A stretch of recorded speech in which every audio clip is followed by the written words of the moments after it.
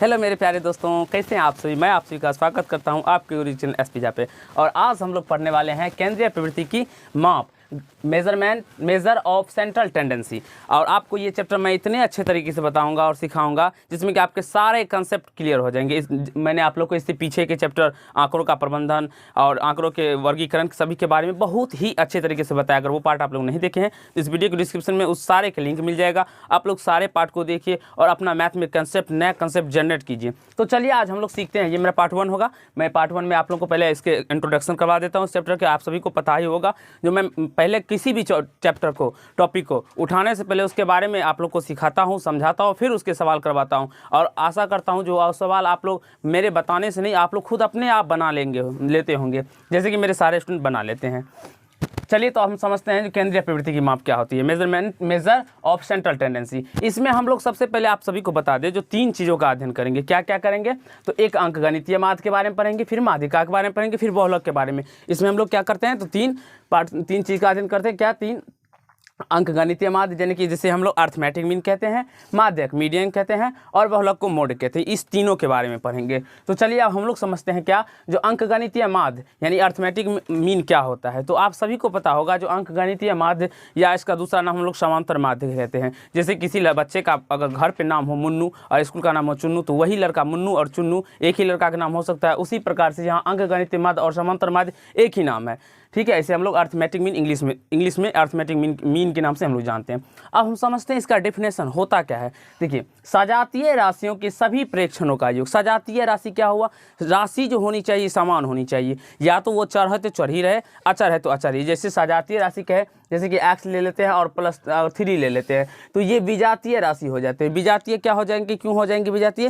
क्योंकि ये मेरा चर है और ये अचर है। और अगर सजातीय का बात करें, सजातीय राशि का बात करें, तो यहाँ पर भी 3, अगर हम कोई संख्या ले लें, 4 ले लें, तो ये क्या हो जाएंगे? सजातीय राशि हो जाएंगे। ये क्या हो जाएंगे? सजातीय राशि हो जाएंगे। आई होप आप लोग को सजातीय राशि समझ में आ गया होगा, कहीं से कोई दिक्कत नहीं होगा। सजातीय राशियों के सभी प्रेक्षणों के योग में प्रेक्षणों की संख्या, प्रेक्षण की जितनी संख्या रहेगी उससे भाग देने पर प्राप्त मान को अंकगणितीय माध्य कहते हैं। प्राप्त जो मान होगा उसे हम लोग अंकगणितीय माध्य कहते हैं। ठीक है, और बेसिकली इसको इतने अच्छे तरीके से इस चैप्टर में हम समझने वाले हैं जो आपको कहीं से कोई समस्या या तकलीफें नहीं होगी। अब हम लोग समझते हैं इसे प्रायः m से सूचित किया जाता है। माध्य को हम लोग m से सूचित करते हैं और x पे पावर बार दे दिया जाता है। इस प्रकार से भी हम लोग सूचित करते हैं माध्य को। ठीक है, तो आगे सारे चीज़ को हम लोग सारे कंसेप्ट को भी जानेंगे और सीखने का प्रयास करेंगे। देखिए, माना कि प्रेक्षण x1, x2, x3 xn है। अगर आप लोग को प्रेक्षण दे दिया जाता है तो उसका माध्य निकालने के लिए कहा जाए। जब आपको प्रेक्षण दिया रहे और माध्य निकालने के लिए कहा जाए, तब उसका आप लोग का फॉर्मूला क्या लगाइएगा? माध्य बराबर सभी प्रेक्षणों का योग बटे प्रेक्षणों की कुल संख्या। अगर हम बात करें माध्य बराबर, तो x1 + x2 + x3 + dash dash dash xn बटे प्रेक्षणों की संख्या कितनी है? n बार है, तो n हो जाएगा। उसी प्रकार से हम इसको इस प्रकार भी लिख सकते हैं, माध्य बराबर सिग्मा। ऐसे करके जो लिखा होता है उसे हम लोग सिग्मा के नाम से जानते हैं। किसके नाम से जानते हैं? सिग्मा के नाम से जानते हैं। ये मेरा सिग्मा होता है। ओके बाबू, कहीं से कोई प्रॉब्लम नहीं हुआ। अब यहाँ पे देखिए xi दिया हुआ है। क्या दिया हुआ है? xi दिया हुआ है। अब यहाँ पे i बराबर 1 दिया है, ऊपर में n दिया हुआ है। इसका मतलब क्या हुआ? देखिए, i बराबर 1 दिया हुआ है, ऊपर में n दिया हुआ है। इसका मतलब ये हुआ मेरे भाइयों, जो i का मान 1 से शुरू है। यहाँ पे xi दिया है ना, i का मान कितना से शुरू है? 1 से, और ख़त्म कितना पे हो रहा है? n। यानी कि इसका अगर हम बात करें तो यहाँ पे जैसे कि xi दिया है, तो इसको हम ऐसे x1 + x2 + x3 + dash dash dash xn, इसको हम लिख सकते हैं। इसको xn यानी कि सिग्मा पे बराबर n और i बराबर 1 दे दे, तो इसको हम x1 + x2 + x3 + dash dash xn लिख सकते हैं। उसी प्रकार से चलिए हम यहाँ पे आपको समझाने का प्रयास करते हैं। जैसे सिग्मा ले लिया, यहाँ पे i = 2 दे दे, और यहाँ पे हम लेते हैं 2 दे दे, और यहाँ पे n बराबर दे दे, n दे दे, तो यहाँ पे हम लोग 2 से शुरू करेंगे, x2 + x3 + x4 dash xn तक लेंगे। तो आशा करता हूँ आप लोग को समझ में आ गया होगा, कहीं से कोई दिक्कत या समस्या नहीं हुआ होगा। तो चलिए अब हम लोग नेक्स्ट कॉन्सेप्ट को सीखते हैं और समझने का प्रयास करते हैं।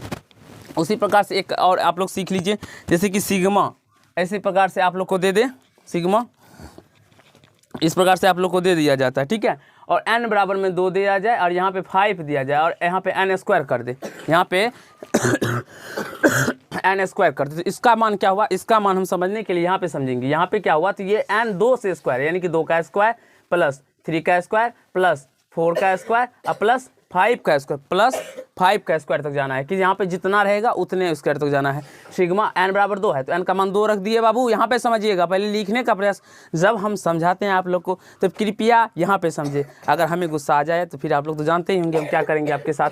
तो यहाँ पे देखेंगे n स्क्वायर है, यहाँ पे n स्क्वायर है, n का मान कितना दिया बाबू 2 दिया है भाई, और यहाँ पे 5 दिया है ना, तो हम 2 से लेके 5 तक लेंगे। 2 से 2 का स्क्वायर, 3 का स्क्वायर, 4 का स्क्वायर, 5 का स्क्वायर, तो कहीं से कोई दिक्कत नहीं ना बाबू। उसी प्रकार से ऐसे मान लेते सिग्मा दे दिया जाए और r बराबर में आपको 1 दिया जाए और यहाँ पे ऊपर में 3 ले लिया जाए और r यहाँ पे दे दिया जाए और r पे क्यूब दे दिया जाए। तो इसका मतलब ये हुआ जो हम r का मान 1 से शुरू करेंगे, 1 का क्यूब, और ये क्यूब सब पे रहेगा और कितना तक चलेंगे 3 के क्यूब तक चलेंगे। तो 1 का क्यूब प्लस 3 का क्यूब, सॉरी 2 का क्यूब प्लस 3 का क्यूब। आई होप आप लोग को समझ में आ गया होगा और कहीं से कोई दिक्कत या समस्या नहीं हुआ होगा बाबू। कहीं दिक्कत है नहीं? ठीक है, चलिए आगे समझते हैं।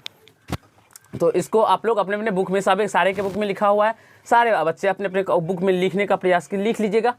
बस मैंने समझाने के लिए आप लोग को समझा दिया। अब हम लोग समझते हैं जो अगर मेरे माध्य हमें निकालने के लिए कहा जाए और वो आंकड़े प्रेक्षण के रूप में ना हो, वो माध्य जो निकालने के लिए कहा जाए उसमें जो हमारा डाटा दिया रहता है वो प्रेक्षण के रूप में ना हो, आंकड़े के रूप में हो, बारंबारता की सारणी के रूप में हो, तो उसे हम कैसे बनाएंगे। देखिए माना कि प्रेक्षण x1 x2 x3 dash xn है तथा इसका बारंबारता दे दिया जाए, तब कैसे हम माध्य ज्ञात करेंगे। देखिए बारंबारता क्रम से f1 f2 f3 dash dash dash fn है, तब माध्य निकालने का फॉर्मूला होता है सिग्मा fx बटा सिग्मा f, या सिग्मा fxi भी कह सकते हो इसे आप लोग, ठीक है।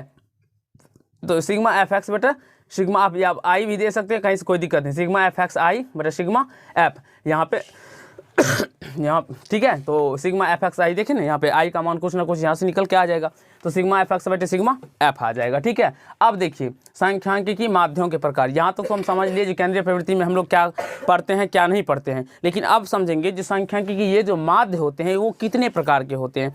तो माध्य 3 टाइप्स के होते हैं। एक समांतर माध्य होते हैं जिसे हम लोग अर्थमेटिक मीन कहते हैं, और इसे हम लोग am से भी रिप्रेजेंट करते हैं, दर्शाते हैं। इसे हम लोग क्या करते हैं, am से भी दर्शाते हैं।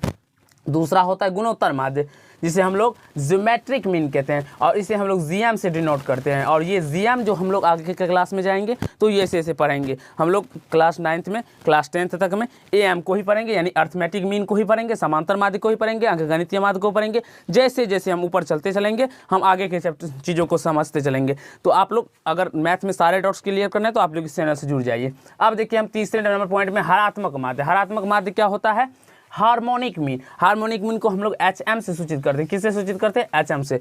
तो आई होप ये तीनों प्रकार आप लोगों को जो माध्य के कितने प्रकार होते हैं, नहीं प्रकार होते हैं, वो आपको समझ में आ गया होगा।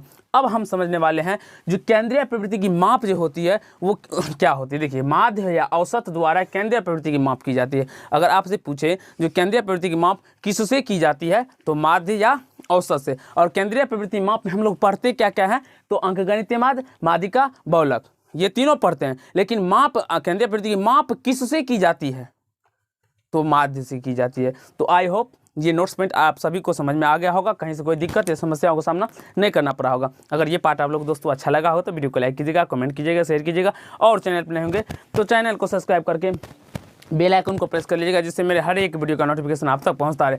और नेक्स्ट पार्ट में हम लोग इस जिसमें कि अगर माध्य दे दिया जाता है और ए जोड़ दिया जाए तो उसका माध्य x + a हो जाता है। तो इस प्रकार के जो प्रश्न आते हैं उसको मैं साबित करके दिखाऊंगा जो वो कैसे x + a हो जाता है। a घटा दिया जाता है तो हम माध्य में से डायरेक्टली a घटा लेते हैं, वो कैसे होता है वो साबित करना सिखाएंगे हम आप लोग को, और बहुत ही अच्छे तरीके से बच्चों की तरह सिखाएंगे। तो पार्ट 2 आप लोग देखना ना भूलिएगा और इसे भी अच्छे तरीके से देख लीजिए। तो धन्यवाद। आज के पार्ट में इतना ही करेंगे। अगर आप लोग को अच्छा लगा होगा तो जरूर एक गुरु जी के लिए लाइक कीजिएगा। धन्यवाद।